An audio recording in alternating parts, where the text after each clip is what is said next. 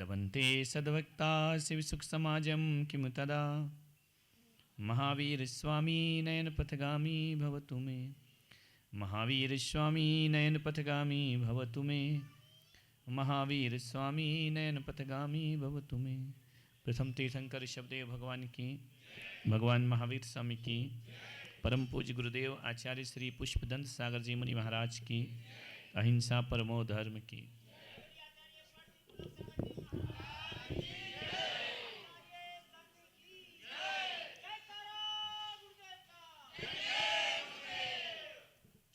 आज सोचा था कि कुछ नहीं करेंगे और तुमने भी सोच रखा था कि करवाएंगे ना। छोटी सी सभा है। सभा क्या, एक पारिवारिक सभा है और इनका परिवार ही किसी सभा से कम नहीं है, इतना बड़ा है।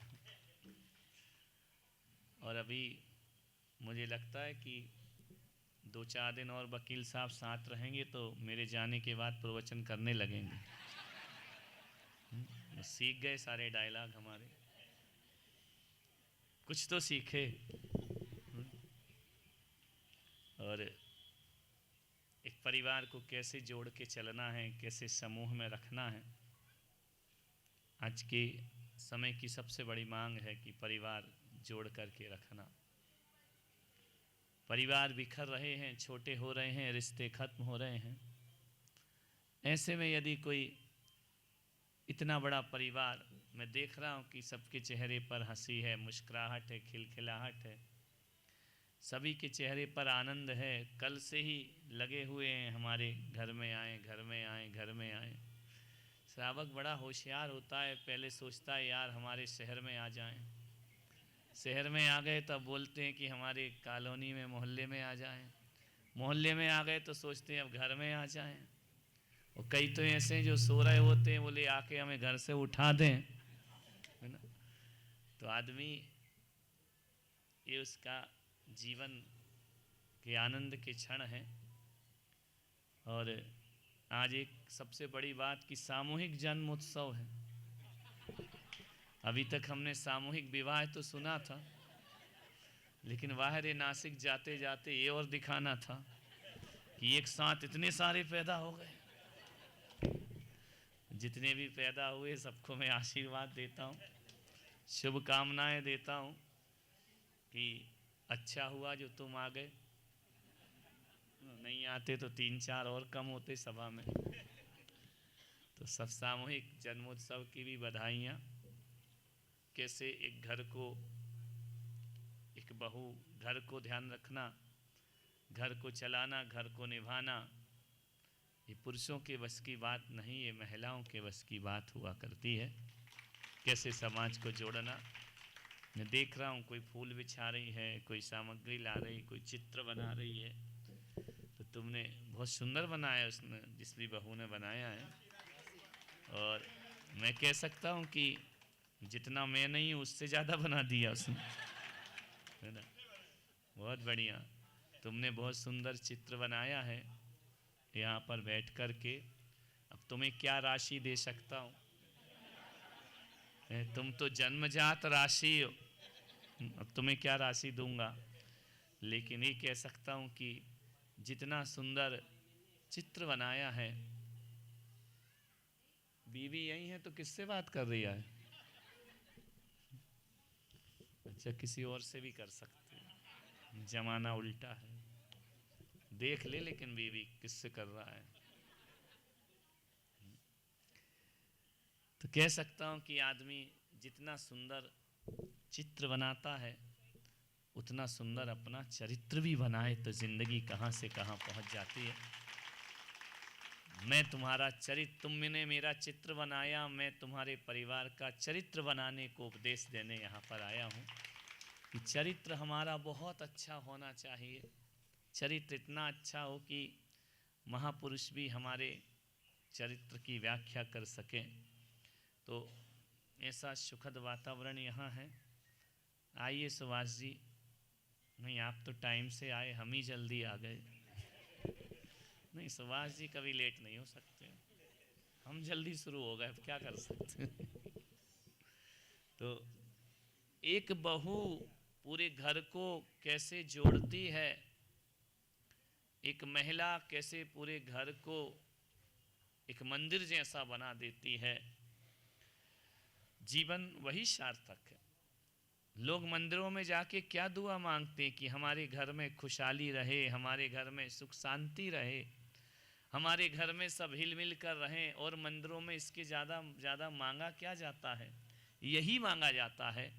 और मैं कहता हूँ कि ईश्वर भी उनका ही साथ देता है, हर किसी का साथ ईश्वर नहीं देता है, उन्हीं का साथ देता है जो कर्म करना जानते हैं, और जो कर्म करना नहीं जानते भगवान भी उनका साथ छोड़ दिया करते हैं।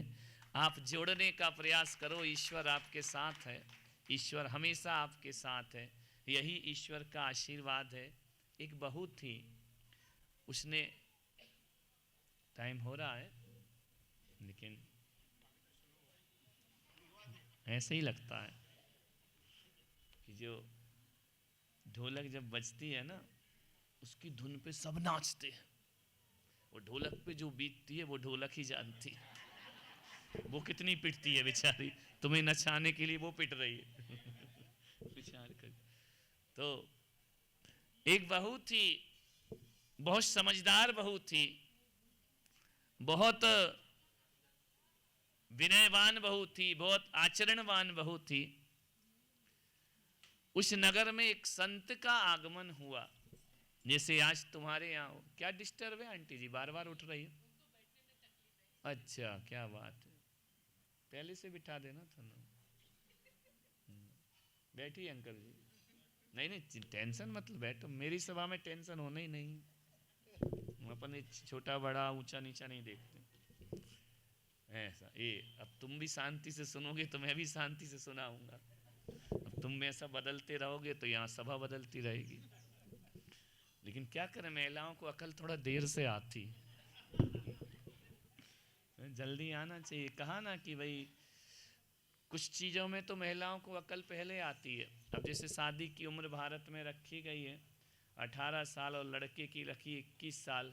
बोले इतना अंतर क्यों रखा, दोनों को 18 क्यों नहीं कहा? मैंने कहा जो अकल आदमी को 21 साल में आती वो उसको 18 में आ जाती, पहले ही आ जाती। तो बहू बड़ी आदर्शवान बहू थी।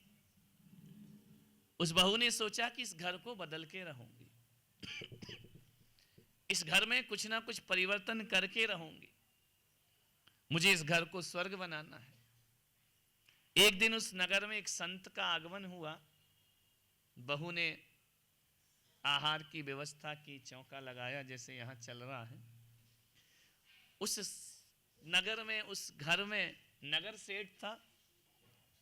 कभी किसी संत के उसके घर में आगमन नहीं हुआ, कभी किसी संत के चरण उस घर में नहीं पड़े थे। बहू ने, घर वालों ने हिम्मत भी नहीं की थी। ऐसा नहीं है कि घर वाले धार्मिक नहीं थे, लेकिन कभी आगे आने का उन्होंने हौसला नहीं दिखाया। बहू ने कहा कि संत जी पधारे हैं, मेरे घर में उनका आहार होना चाहिए। ध्यान रखना, जिन घरों में संतों के चरण ना पड़े, पुलक सागर के नहीं बोल रहा हूँ, संतों के बोल रहा हूँ, जिन घरों में संतों के चरण ना पड़े वो घर घर नहीं शमशान हुआ करता है। और जिन घरों में संतों के चरण पड़ जाएं वो घर घर नहीं पूजा का स्थान हो जाया करता है। आज तुम्हारा घर भी पूजा का ही स्थान हो रहा है, क्योंकि अभी आहार से पहले पूजा होगी, अभी भी हो गई पूजा। देवता भी उस घर की पूजा करते हैं। अरे किस काम की वह दौलत, किस काम की वह संपदा, क्या कमाया जीवन में, क्या बटोरा जीवन में।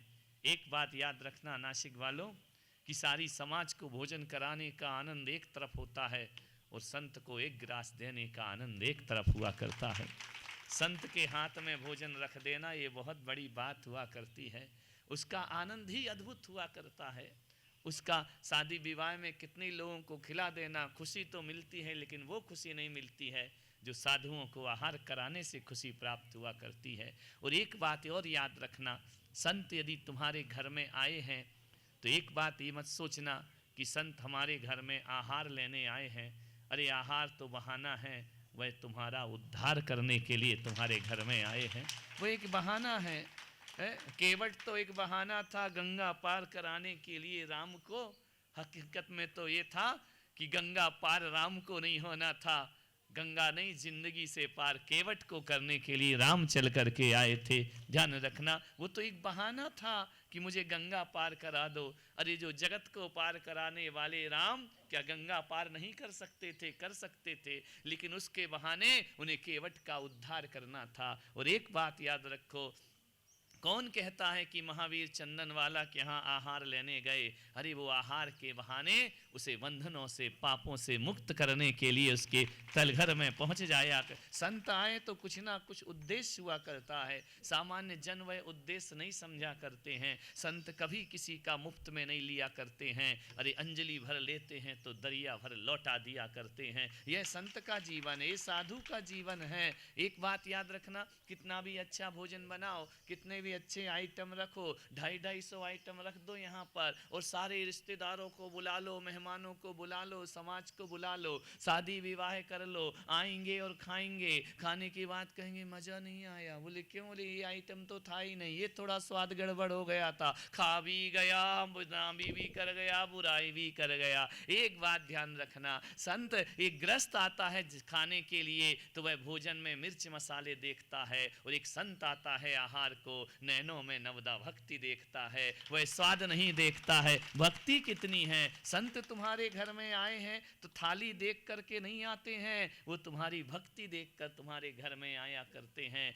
ध्यान रखना, कंवर साहब आएंगे, खाएंगे, खाने के बाद जमाई राजा टीका भी करवाएंगे, पैसे भी ले जाएंगे, और वहां जाके बुराई भी करेंगे। स्वागत सत्कार मजेदार नहीं हुआ है। संत क्या करता है? आता है, रहता है, खाता है, लेकर कुछ नहीं जाता है। ध्यान रखना, देकर ही जाता है। हम तो शाम का टिफिन भी लेकर के नहीं जाएंगे, तो टीका लगवाने की तो बात छोड़ो, हम पैसा लेकर के नहीं बल्कि तुम्हारा भंडार भर करके जाते हैं। वो साधु संत हुआ। दुआएं मिला करती हैं संतों से, आशीर्वाद मिला करता है संतों से, वह अवसर आपको प्राप्त होता है। बहू ने सोचा आज इस घर को मंदिर बनाने का प्रयास करना है, इसे मैं मंदिर बना करके रहूंगी। खड़ी हो गई दरवाजे पर साधु का प्रतीक्षा करने को, पड़गाहन करने के लिए। पूरे घर को मुझे बदलना है, बजाज का बल्ब नहीं है कि पूरे घर को बदलना है, ये जीवन का जिंदगी की रोशनी है, धर्म की रोशनी,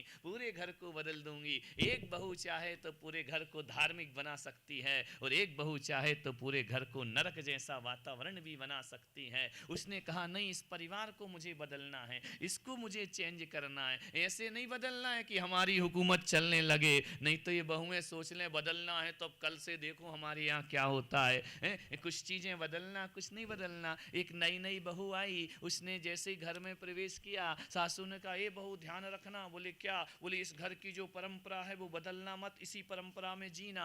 बहू ने कहा कोई चिंता मत करो अम्मा जी, मैं पूरी परंपरा निभाऊंगी। बोले बिल्कुल भी चेंज मत करना, हमारे पूर्वजों की परंपरा है। बोले बिल्कुल चेंज नहीं करूंगी। तो बोले तू क्या करेगी? बोले अम्मा जी मुझे समझा तो दो परंपरा क्या है। अरे बोले वो सब समझ जाएगी रहते रहते। बोले मैं बिल्कुल नहीं बदलूंगी, बहुत आदर्श बहू हूं मैं, तुम्हारे घर के कोई रीति रिवाज नहीं बदलूंगी। सासू रोज झाड़ू लगाती है वही लगाएगी, जिठानी रोज खाना बनाती है वही बनाएगी, देवरानी रोज पोछा करती है वही करेगी, ननंद कपड़े धोती है वही धोगी। कसम खा रही हूं अम्मा, इस घर की कोई परंपरा नहीं बदलूंगी। ध्यान रखना, विचार कर, ऐसा मत कर देना लफड़ा।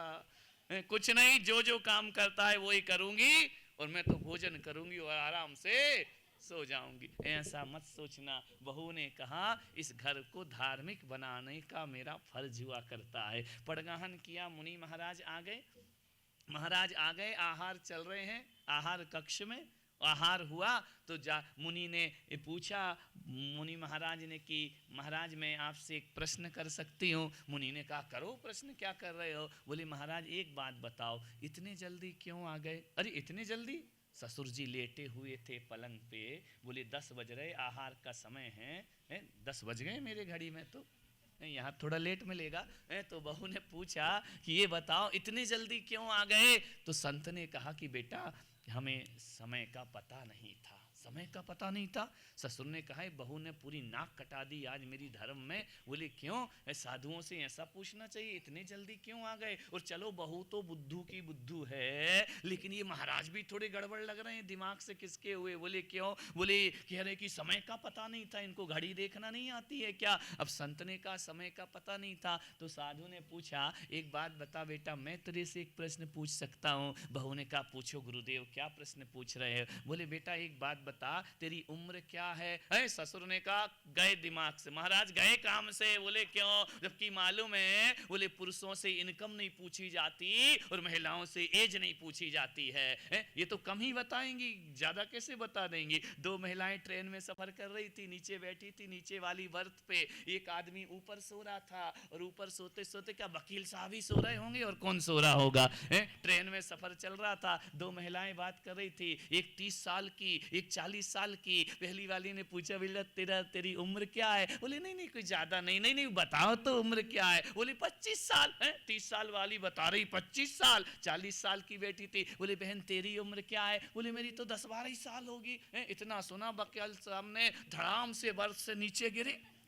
उनका क्या घोटाला हो रहा है? 10 साल बता रही, नीचे गिर गए। दोनों महिलाओं ने कहा क्या हुआ? बोले मैं तो अभी पैदा ही हुआ। जब तुम्हारी उम्र इतनी कम है तो हम तो अभी पैदा ही हो रहे हैं। ध्यान। तो संत ने कहा यार महिलाओं से कभी उम्र नहीं पूछी जाती है। अभी पुलक मंच का चल रहा है ना, अब देखूंगा मैं जिसमें फॉर्म भरेंगे ना तो ये वाली फोटो नहीं लगेगी, वो 10 साल पुरानी जिसमें थोड़ी स्मार्ट सी हैंडसम सी दिख रही है। ओरिजिनल तो लगाएंगे नहीं, क्या मतलब है? नहीं तो क्या मतलब, फोटो ही बेकार हो गई है। तो उम्र कभी महिलाओं से तो मालूम है, बड़ी विनम्रता से उस बालिका ने कहा, उस बहू ने कहा कि महाराज मेरी उम्र तो 5 साल है। अरे ससुर का दिमाग खराब, 30 साल की बहू लाया हूं और उम्र बता रही है 5 साल। बोले बेटा एक बात और बता दे। बोले पूछो महाराज। बोले तेरे पति की उम्र क्या है? बोले 2 साल। पति 2 साल का, खुद 5 साल की। बोले ऐसे कैसे शादी हो गई? पूछा एक बात और बता बेटा, तेरी सासू की उम्र क्या है? बोले 4 महीने। अरे दिमाग खराब हो गया ससुर का कि 4 महीने की सास। अंकल जी 2 साल का पति और 5 साल की खुद। पूछा कि बेटा एक बात बता, तेरे ससुर की उम्र क्या है? बोले अभी पैदा ही नहीं हुआ है।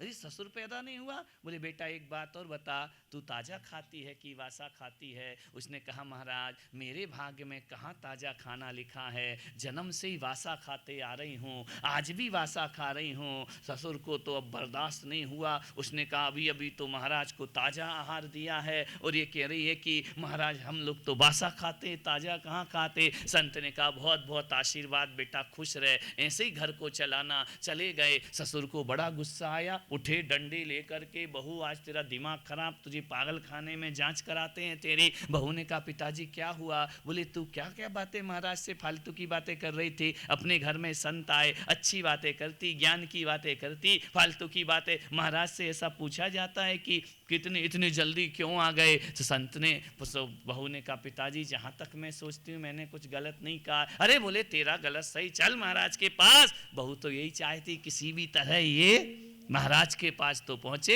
जैसे ही पहुँचे संतशाला में, संत निवास में, महाराज से बोले महाराज महाराज पहली बार आया हूँ, ये बहू नादान है, ये अनजान है, ये कुछ नहीं जानती, इसको माफ़ कर देना, ये बहुत गलत उत्तर दी है। संत ने कहा नहीं तेरी बहू तो बड़ी होशियार है, बड़ी ज्ञानी है। अरे बोले लग रहा तुम्हारा गड़बड़ लग रहा है मुझे, IQ तुम्हारा दृष्टिकोण गड़बड़ है, तुम में कुछ ज्ञान नहीं है। संत ने कहा, उस सेठ ने, संत ने कहा नहीं मेरा तो बिल्कुल सही है, और तुम्हारे जैसी ज्ञानी बहू दुनिया में किसी को मिल नहीं सकती है। अरे बोले क्या खाक ज्ञानी है, ये आपसे पूछ रहे इतने जल्दी क्यों आ गए?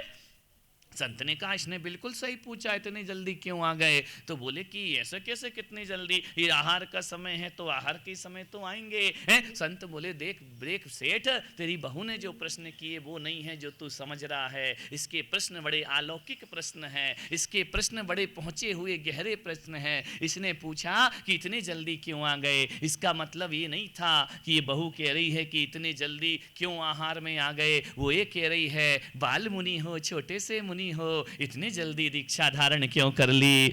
मेरा प्रश्न ये था, इतनी जल्दी सन्यास क्यों ले लिया? 20-22 साल की उम्र में मुनि कैसे बन गए? तुमने ना संसार देखा, ना घर परिवार देखा। तो बोले फिर आपने क्यों कहा कि समय का पता नहीं? तो बोले समय का अर्थ घड़ी का समय नहीं होता है, समय का अर्थ मौत हुआ करता है। मैंने यही कहा कि बेटा मौत का कुछ पता नहीं है, किस बुढ़ापे का इंतजार करूं, इसलिए मैं जल्दी से घर छोड़कर यहाँ पर आ गया। समय का क्या पता, मृत्यु क्या पता, क्या भरोसा कि बुढ़ापा आएगा भी या? अरे संत ने बहू की तरफ देखा, बहू ने कहा अब आया मजा। अरे बोले मजा कहाँ, अभी देख तरी सजा। बोले क्या हुआ? बोले तू क्यों, कितने साल की है? बोले मैंने सही तो कहा 5 साल की है। संत ने कहा मैंने इसकी ये वाली उम्र थोड़ी पूछी थी, मैंने पूछा था कि तू ये आहार चौका वगैरह कब से लगा रही, धर्म ध्यान कब से कर रही है? तो उसने कहा बहू ने कि महाराज 5 साल से कर रही हूँ, 25 साल का जीवन तो मेरा बेकार चला गया, उसे तो मैं गिनती ही नहीं, वो तो मेरी सांसें खाने पीने और संसार में चली गई। अब जो 5 साल से धर्म ध्यान कर रही हूँ, मैं सोचती हूँ जिंदगी की यही कमाई है और यही दौलत मुझे आगे ले जाएगी, सुखी करेगी। वो बोले वो तेरा पति 2 साल का। अरे बोले पिताजी तुमको मालूम नहीं है क्या, 3 साल हो गए समझाते समझाते, तब मंदिर जाना शुरू किया है। अभी धर्म ध्यान के 2 ही साल हुए। और बेटा तू कह रही थी वो सास 4 महीने की, अब वो सास तो 80 साल की होने जा रही है। अरे पिताजी उसने जिंदगी में कुछ नहीं किया, ये महाराज ने जो चतुर्मास किया है ना, जब से आने लगी है, सुन करके बड़ा अच्छा प्रवचन करते, बड़ा अच्छा बोलते, जबरदस्ती ले गई। सासू तो जा ही नहीं रही थी, मेरे पास टाइम नहीं है, तो सासू के पास टाइम नहीं, सासू के पास तो टाइम ही टाइम है, लेकिन धर्म ध्यान के लिए टाइम नहीं है। तो बोले क्या करती थी ये सासू? बोले कहानी घर घर की है, टीवी देखती थी और करती क्या थी, सास भी कभी नहीं। अब नहीं कह सकती कोई सास, अब तो सास ही कहती है कि सास पहले भी बहू थी और आज भी। जमाना बदल गया, सीरियल बदलना पड़ेगा है। तो बोले कभी नहीं जाती थी मंदिर, जब से महाराज आए, चतुर्मास आए। एक दिन मैंने क्या कहा महाराज कि अपनी सासू से कहा कि चलो महाराज के प्रवचन सुनाते। बोले तू ही सुन, तू ही ज्ञानी बन, मुझे बनने की जरूरत नहीं है, मैं तो किटी पार्टी में जा रही हूँ है। तो सासू को बिल्कुल धर्म से इंटरेस्ट नहीं था, जबरदस्ती मैंने भेजा, फिर भी सासू जाने को तैयार नहीं। तो मालूम है उस बहू ने क्या किया? उस हालांकि सासू बहू को बहुत चाहती थी, बेटी से ज्यादा चाहती थी। बहू ने क्या किया कि मैं आज से मीठे का त्याग करती हूँ। सासू ने 1 दिन देखा, 2 दिन देखा, 3 दिन देखा, 8 दिन हो गए, ये बहू तो मीठा खाती नहीं है, अब ये खाएगी नहीं तो मुझे है, कोई सासू को उसकी चिंता थोड़ी थी, खुद नहीं बनाएगी तो मुझे कहाँ से खिलाएगी है? तो सासू ने कहा कि बेटा तू आजकल गुलाब जामुन नहीं बना रही है, छेना नहीं बना। बोले अम्मा जी मेरा त्याग है। बोले काहे का त्याग है? बोले मैंने नियम लिया है कि जब तक तुम महाराज के प्रवचन में नहीं जाओगी, मैं मीठे का त्याग करती हूँ, मैं मीठा नहीं खाऊंगी। घरों को कैसे जोड़ा जाता है, कैसे धार्मिक बनाया जाता, मैं मीठा नहीं खाऊंगी। अरे मैंने सोचा ऐसी बातें कर रही, 4 दिन की चांदनी फिर अंधेरी रात, 2 दिन बाद खाने लगेगी। जैसे ही देखा तो सासू ने कि तो महीने भर से नहीं खा रही है। सासू को लगा यार अब महाराज के प्रवचन समझ में आए नहीं आए, बहू को तो जिंदा रखना है, ये मीठा नहीं खाएगी तो दिक्कत हो जाएगी। वो सासू ने कहा चल मैं प्रवचन में चलती हूँ। और एक बार प्रवचन में क्या आ गई महाराज आपके, उस दिन से लेके आज का दिन है एक भी प्रवचन नहीं छोड़ा। इसलिए मैंने कहा मेरी सासू की उम्र 4 महीने। वो बोले मैं खड़ा हूं, ये 5 फीट का बूढ़ा आदमी, तू कह रही पैदा ही नहीं हुआ। बोले बताओ, जिसके घर में संत के आहार हों, वो दादाजी पलंग पर लेटा लेटा देखते रहे, तो जो पलंग पे लेटा अभी पैदा कहाँ हुआ है? तू तो उठा ही नहीं सो करके, संत के चरण पड़े हो, तुम सो रहे हो, तुम जाग नहीं रहे हो। ऐसे कितने लोग हैं नासिक में जो पैदा नहीं हुए? कई घरों में पड़े होंगे ना। ये 12 दिन से मैं पूरी धर्म प्रभावना सबको लेकर चल रहा हूं, कई ऐसे हैं अभी भी जो नहीं आए हैं, समझना कि अभी वो पैदा नहीं हुए हैं। ध्यान रख, अभी उनका जन्म ही नहीं हुआ है, अभी उनकी जिंदगी गर्व की जिंदगी चल रही है। अभी उन्होंने अरे ससुर ने कहा यार बहू तू तो बड़ी होशियार निकली। बोले नहीं तो क्या मंजू समझ रहे थे मुझे? मंजूषा संचालक कल की चलिए अब आप आइए। धीमी गति के समाचार, धीमी गति की चाल। मैंने कहा क्यों आज लेट क्यों है? बोले मैं तो गजपंथा से कल की चली हूँ, आज पहुंच पाई यहाँ पर। ध्यान रखना तो बोले कि तू तो बहू बड़ी होशियार निकली, एक बात बता दे बेटा, तूने ये उत्तर क्यों दिया था कि मैं बासा खाती हूं, ताजा नहीं खाती हूं?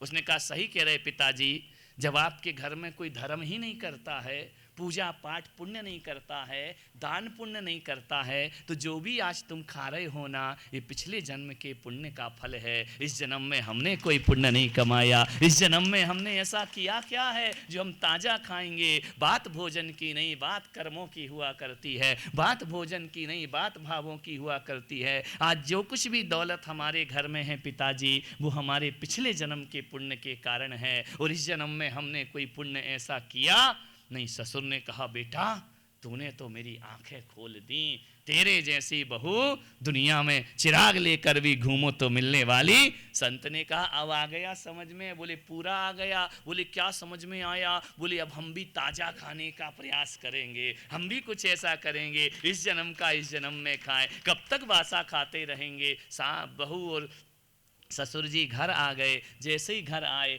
ससुर ने बहू से कहा, किराने की दुकान थी, हैं पूरा परचूने की दुकान थी। ससुर ने कहा अपने नौकरों को, ए जितना भी आटा चावल गेहूं है सब निकाल, सब निकाल। अरे बहू ने कहा क्या हो गया, क्यों निकाल, क्यों निकाल? बोले ताजा खाएंगे, आज से हम बासा नहीं खाएंगे, अभी दान करेंगे, गरीबों में बांट दो, जो निर्धन हो उनमें बांट दो। बहू ने कहा चलो कुछ तो अकल आ गई। जैसे ही बांटा, थोड़ी देर बाद पता चला कि उसने तो वो वाला बंटवाया जो सड़ा गया था, खराब हो गया था। बोले अच्छे वाला तो एक्सपोर्ट कर देंगे, बाकी बांट दे। तो बहू ने कहा यार अभी भी ये अरसी जल गई लेकिन बल नहीं गया है, अभी भी ये पूरी तरह नहीं सुधरा है, ध्यान रखना। तो मैं भी तो यही सोच रहा, अभी नासिक वाले पूरी तरह अभी नहीं सुधरे पूरी तरह, अभी टाइम लगेगा इनको। कौन बोला 4 महीने लगेगा? अभी थोड़ी सुधर गए, तुम सोचो हम सुधर गए। बहू ने कहा अभी दादाजी की आदतें नहीं गई हैं, मन तो बदल गया लेकिन आदतें वही बनी हैं। एक दिन बहू ने रोटी बनाई, दादाजी चलो भोजन कर लीजिए, पिताजी भोजन कर लीजिए। जैसे ही भोजन करा, जैसे ही रोटी तोड़ी तो वो तो ऐसी खिंच रही जैसे रबर की रोटी हो। ससुर ने कहा बहू ये क्या बनाया है? बोले पिताजी ये खाने की आदत डाल लो। बोले क्यों? ये खाऊंगा मैं, ऐसा खाना खाऊंगा? बोले ऐसे खाने की आदत डाल लो। बोले क्यों, पागल हो गई है क्या? ये कैसी रोटी है, तोड़ता हूं तो खिंचती है। बोले पिताजी अब अपने को यही खाने को मिलेगी, अपने दिन बुरे आ गए हैं। पिताजी ने कहा काय के बुरे दिन आ गए? बोले मैंने शास्त्रों में पढ़ा था जैसा बोगे बीज वैसे ही खाओगे फल, अरे सड़ा बांटोगे तो सड़ा ही खाने को मिलेगा, अच्छा खाने को मिलने वाला क्या? पिताजी दान भी करते हो तो ये कचरा दान करते हो, जैसा दोगे वैसा फल प्राप्त होगा। अच्छा फल कहाँ से प्राप्त हो जाएगा? अच्छा दान करोगे तो अच्छा फल प्राप्त होगा, अच्छा भोजन दोगे तो अच्छा फल प्राप्त होगा। ससुर ने कहा बहू तू तो बड़ी होशियार हो गई है। बोले हाथ धो के पीछे पड़ी हूँ, सुधार के रहूंगी तुमको। उस दिन से ससुर ने कहा ठीक है, जितना कचरा हो वो सब गोदावरी में बहा दिया जाए, और जितना अच्छा है वह गरीबों में दान कर दिया जाए।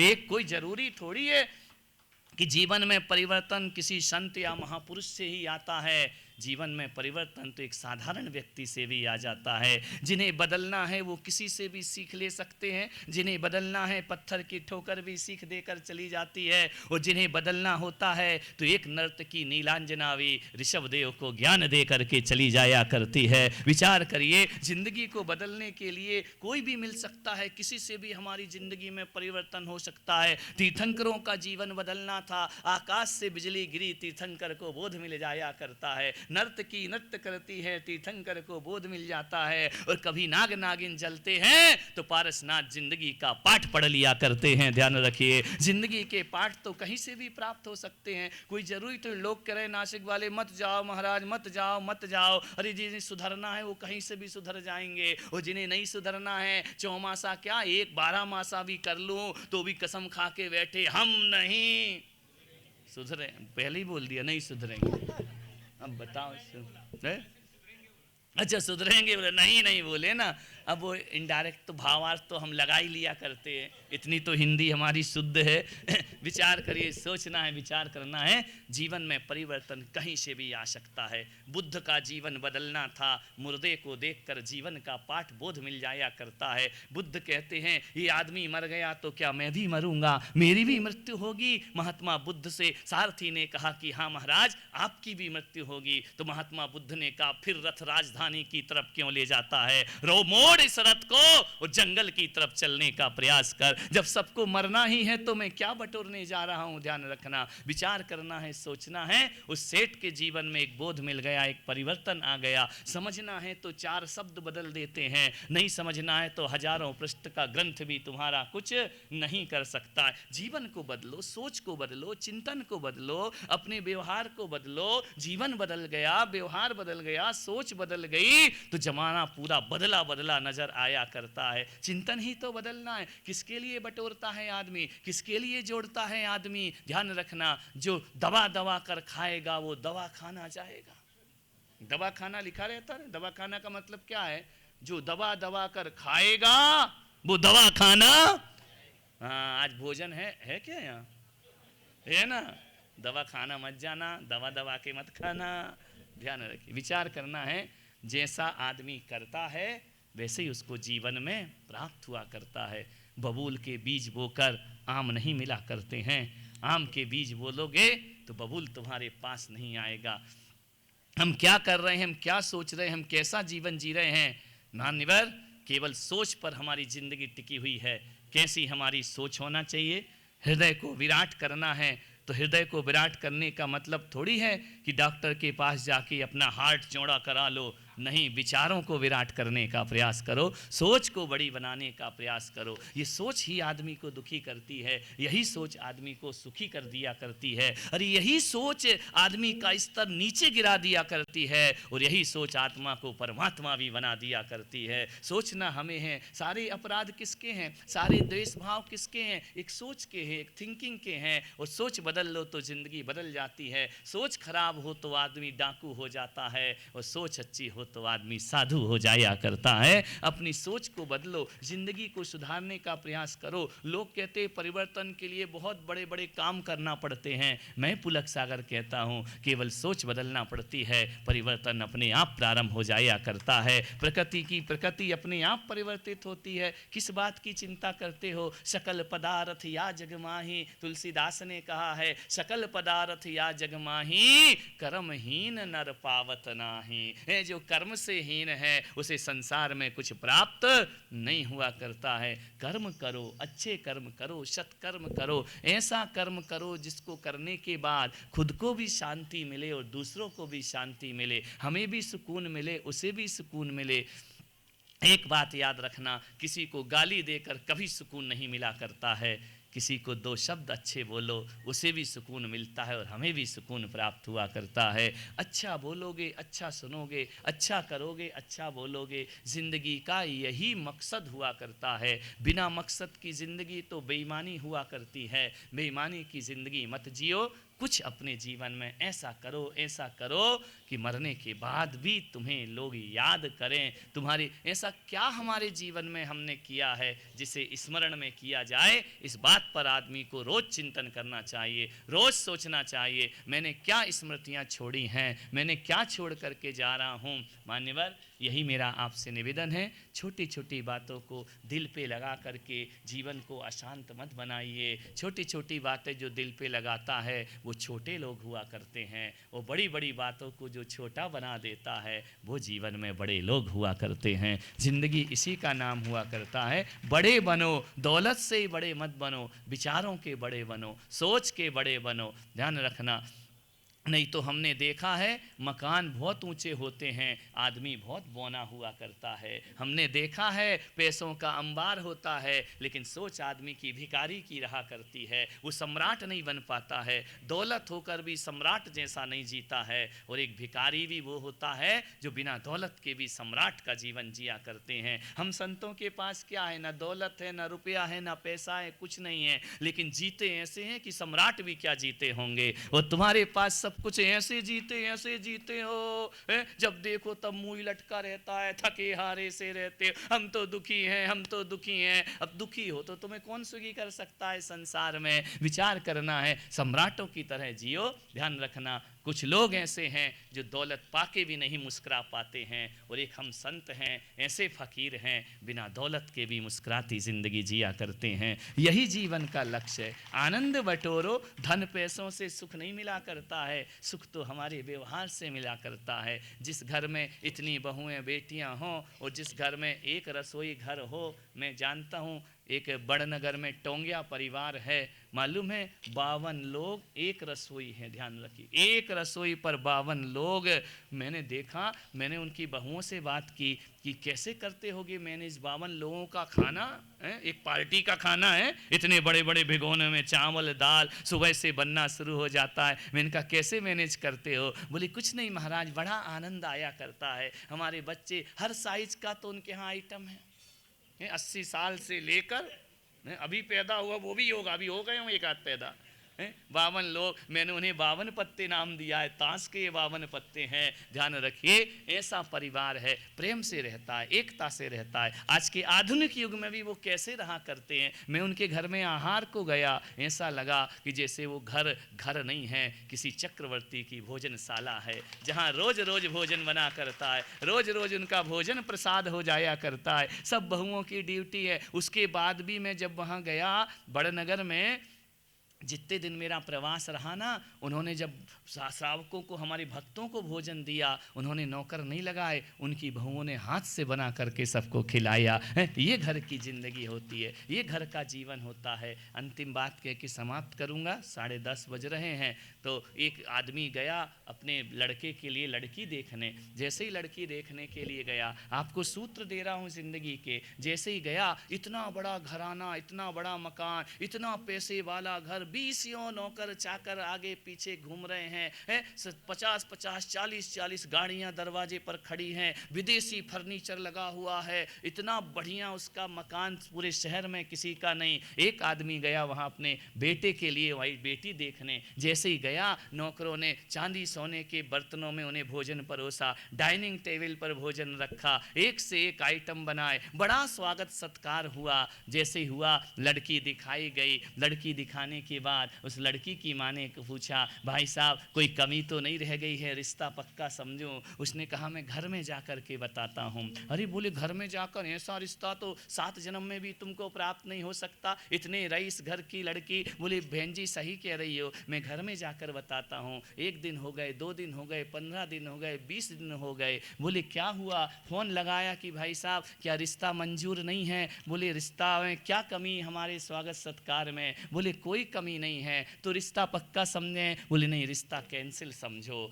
तो उसने कहा, बड़ी ठेस लगी उस धनपति को, बड़ी रिश्ता कैंसिल? मेरे यहाँ रिश्ते के लिए बड़े बड़े लोग तरसते हैं, क्या बात है भाई साहब क्यों शादी नहीं कर रहे? बोले इसलिए मैं शादी नहीं कर रहा हूँ कि जिस धनपति के घर की बेटी घर में हो और कोई मेहमान उसके घर आता है, खाना नौकर खिलाएं, वो पलंग पर बैठी रहे, ऐसी बहू मुझे आवश्यकता नहीं है, ऐसी बेटी की हमें कोई ज़रूरत नहीं है। हमारा घर भी धनपति का घर है, लेकिन हमारी बहू बेटियां अपने हाथ से भोजन कराती हैं, मनुहार करा के भोजन कराती हैं। बहन जी हमें कोई पैसे वाली लक्ष्मी की गुड़िया नहीं चाहिए, हमें संस्कारों की सरस्वती चाहिए, तब हमारा रिश्ता तुम्हारे घर में होगा। वो कैसी बेटी है कि घर में मेहमान है, वो अंदर बैठी है, न खाना परोसती है, न पानी का पूछती है, न अभिवादन करती है। मेरे घर को स्वर्ग रहने दो, तुम्हारे घर की ये दौलत तुम्हारे पास रहने दो, हमें तुम्हारे यहाँ विवाह नहीं करना है। एक बात जरूर कहूँगा, जब भी बेटे बेटों का संबंध करो ना, दौलत देख के संबंध कभी मत करना, जब भी करो संस्कार देख करके संबंध करना। संस्कारों से खुशियाँ मिलती हैं, जीवन का आनंद मिला करता है। मैं यही प्रार्थना करता हूँ आज तुम्हारे घर में आकर के लक्ष्मी है बनी रहे, बढ़ती रहे, सरस्वती भी बढ़ती रहे। ध्यान रखिए, सरस्वती का भी विकास हो, संस्कार हमारे हों, जैनाचरण हमारे अंदर में हो, जैन कुल के संस्कार हमारे अंदर में हों, अपने अपने कुल के अनुसार संस्कार हों, यही भावना रखता हूँ। और मुझे बहुत अच्छा यहाँ पर के लगा आकर के। और ये मत सोचो कि मैं किसी के घर में रुका हूँ, मेरी सोच तो ये है संत चरण जहाँ भी पड़ जाएं, चाहे वो जंगल हो या महल हो, कोई फर्क नहीं पड़ता है। संत ना जंगल होता है ना महल होता है, संत चरण जहाँ, एक तपस्वी के चरण जहाँ पड़ जाते हैं वो महल भी तपोवन हो जाया करता है, वो महल भी साधना की स्थली हो जाया करती है। तो वन कभी तपोवन नहीं होता, तपस्वी से वन तपोवन कहलाया करता है। संत यदि महल में भी चले जाएं तो वो किसी तपस्थली से कम नहीं हुआ करता है। जिसके घर में सामायिक करें, प्रतिक्रमण करें, माला फेरें, स्वाध्याय करें, और क्या होता है तपोवन, वहाँ भी यही हुआ करता है। तो तुम्हारा ये घर तपोवन ही नहीं, प्यार का एक मंदिर बने, आशीर्वाद में प्रदान करता हूँ। महावीर भगवान की जय।